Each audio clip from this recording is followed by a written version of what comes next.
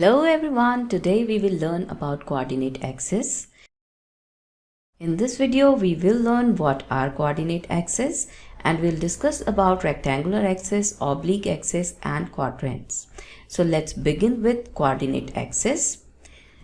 The position of a point in a plane is determined with reference to two intersecting straight lines called the coordinate axis and are generally referred to as x and y axis. You can see here there is a horizontal line and a vertical line intersecting it at O. This horizontal line is known as x-axis and is generally referred to as x-x dash, and this vertical line is known as y-axis and is referred to as y-y dash. Now you can see there is a point A. With reference to these two axes, it becomes so simple to find its position. So that is the purpose of coordinate axis.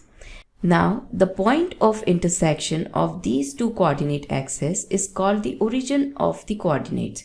You can see this point O, it is known as the origin. Based on the angle of intersection, there are two types of axes. One is rectangular axis and other is oblique axis. If these two lines, x and y axis, are intersecting each other at 90 degrees, then these are known as rectangular axis. But if these two lines are not intersecting each other at 90 degrees, then these are known as oblique axis.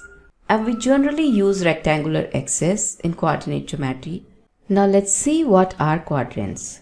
You can see here this x-axis and y-axis. These two axes divide this plane in four parts. These are known as quadrants. The upper right part is known as first quadrant, upper left part is known as second quadrant, lower left part is known as third quadrant, and the lower right part is known as fourth quadrant. So these are the quadrants, and the axes divide the coordinate plane in four quadrants. And here we end this video. Thank you so much for watching.